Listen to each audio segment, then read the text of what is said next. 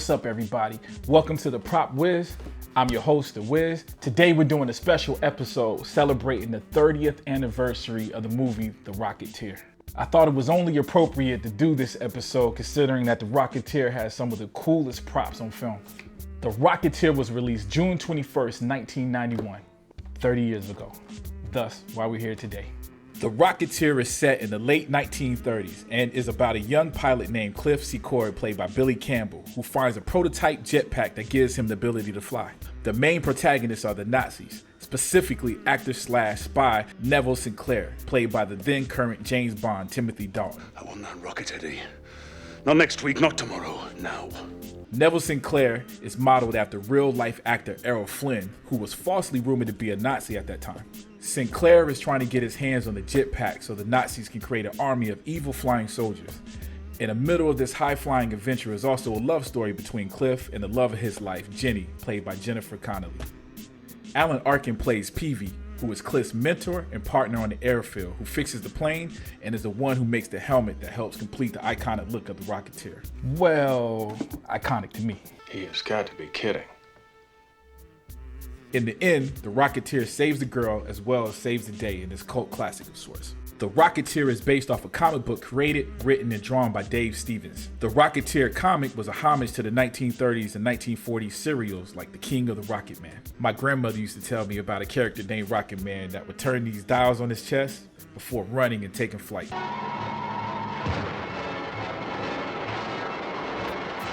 My granny and my great aunt, Aunt Sook, used to tell me that story all the time. I actually didn't get a chance to see the serial myself until right before the release of the Rocketeer film, where I'm guessing that AMC was probably trying to capitalize on the success or the potential success of the Rocketeer film. For me, it was a preview of what I would get watching the Rocketeer.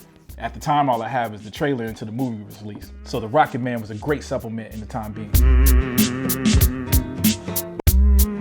The Rocketeer in its comic book form was first published in 1982. The comic is similar in many ways to what ended up in the film, and the look of the character is identical except for the look of the jetpack itself. It is worth noting that Dave Stevens himself designed the rocket pack that was used in the film, so for me, that little change they made is okay. Dave Stevens had a pin-up style way of drawing that reminds me of the artwork by the great Norman Rockwell. The love interest in the comic book was a character named Betty, who was modeled after Betty Page and was one of the things that put her pinup images back on the map and into pop culture. Dave Stevens' paintings of Betty Page was actually my introduction to his artwork. And dude, his artwork is crazy. The production was a tough battle due mostly to the lack of comic book films at the time. Up until this point, the only successful superhero movie was the 1977 Superman film with Christopher Reeves. Batman was released in 1989, but The Rocketeer was being pitched to studios well before that. Stevens sold the rights to Disney in 1983 after being turned down by other studios that just didn't want to make a superhero film. Joe Johnston was a fan of the comic book and really fought for the integrity of the source material, specifically fighting to keep the movie a period piece set in the 30s and also fighting to keep the look of the Rocketeer's helmet. Joe Johnston had to fight for the look of the iconic helmet because for some reason Disney wanted a helmet that resembled something that NASA would wear, like actual astronauts. My guess is they probably thought the shape of the helmet was weird and they probably wanted something that was more modern, something that people can identify with.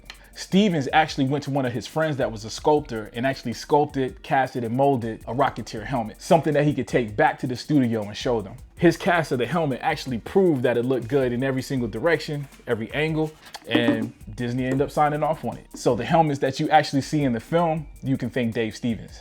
But let's be honest with you, everything about the movie you can thank Dave Stevens. He created it. Besides his passion for the comic book, Johnson used to be an art director or model maker for Industrial Light and Magic, working on the Star Wars films prior to becoming a director.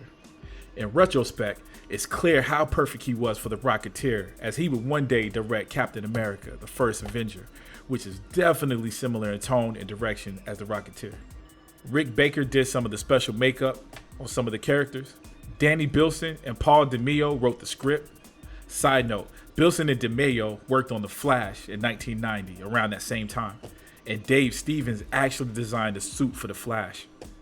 The Rocketeer started with a $25 million budget that Disney raised to $35 million after being impressed with the dailies.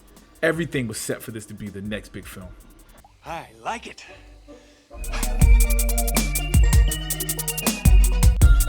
Dave Stephen and the screenwriters had a vision of Trilogy since the beginning, and we know that Disney had planned for the Rocketeer to be multiple movies like the Indiana Jones films. You gotta think that sequels was something that Disney probably was definitely already thinking about, as well as the toyetic potential of the film.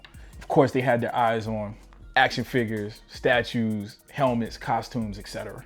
They also did the same thing with Dick Tracy. I remember going to the Disney store and seeing Rocketeer, Dick Tracy stuff all over the place. Though the first film was smartly self-contained, and even with the jetpack being destroyed in the third act, the movie ended with clear plans to remake the jetpack better for the next adventure. Billy Campbell was signed on to do 2 more movies, while Jennifer Connelly signed on to do 1.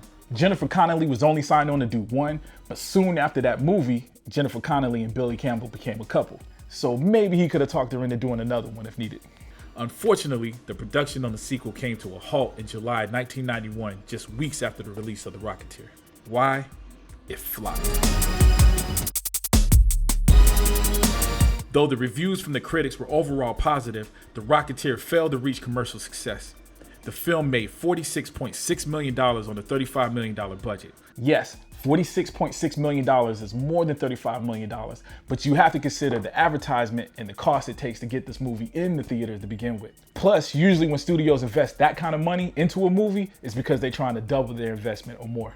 Comparatively, Batman was just released in 1989 with a budget of $35 million as well, but ended up making more than $400 million before the end of its theatrical run.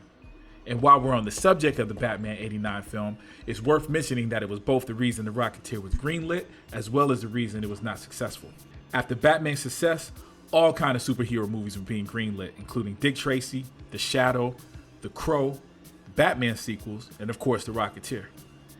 The Rocketeer tone was completely different than most superhero movies at the time, but completely different than the Batman. The Rocketeer had a lot more in common with the Indiana Jones films with its music, its look, sense of adventure, and even the time period it was set in. My guess is that this made the marketing of the film very difficult. I mean, do you advertise it as an adventure film, a superhero film? Is it for adults? Is it for kids? Now don't get me wrong, I think the poster is super dope. In fact, it's one of my favorite of all times. But looking back, I can see how it failed to grab people who didn't know anything about this character or really wasn't into superhero movies to begin with.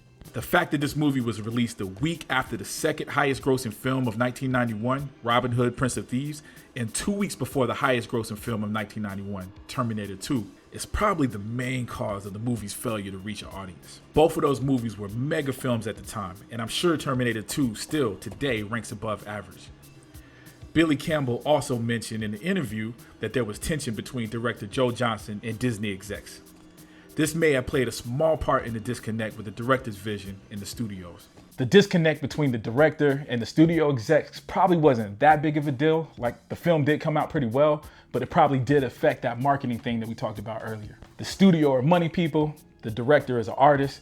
They're probably looking at ways to make money and doing whatever they can that probably was in the opposite direction of his original vision. Of course, during the 30 years since its release, The Rocketeer has become a cult classic with a possibly bright future with the release of the film on Disney Plus and reports of a direct sequel to be filmed and released exclusively on Disney Plus. You're guaranteed to see a couple of Rocketeers walking around at a comic book convention. There are new action figures, comic books, and you can even find licensed and unlicensed versions of the iconic helmet for sale. I myself have bought a Rocketeer helmet. I've even made my own, and I'm actually working on my second jetpack right now. And you can walk around my house and find tons of Rocketeer stuff. Who knows what the future holds for this character as far as film, but there's no denying that The Rocketeer stood the test of time, at least to those who've seen it. Whether it was poor release timing or bad marketing to blame for its box office failure, it's worth questioning whether the timing is right now. With a genre that has maxed out visual effects, complex bad guys and plots, and longer than normal run times, maybe now is the perfect time to rewatch The Rocketeer, or for a lot of you, watch it for the first time. I just finished watching The Rocketeer a couple of days ago. I give it a retrospective rating of 9 out of 10. I gave it a 9 instead of a 10 because I can't sit here and pretend like it's the greatest movie on earth and it didn't break any kind of grounds as far as filming or anything. It is a very effective movie. I think they did what they sought out to do as far as the creators. I just think the Disney execs and the marketing kind of jacked it up a little bit. But the final film is what the final film is, and I think it's a great film. Anyway, that's it with my look back on The Rocketeer. Please comment. Let me know what you guys think about The Rocketeer. What's your rating? Also, let me know what you guys think about this new format. I thought I would just switch it up a little bit so it's not always you watching me make props. I figured I would do a show where I talk about some of the movies that I love that made me fall in love with the props, that made me fall in love with making props and collecting props. And let's keep it real. Not all the props I make, some of them I buy. I'm a collector, just like some of you guys. But anyway, if you like what you see, please like, comment, and definitely subscribe. And I'll check you guys out next time. All right, peace.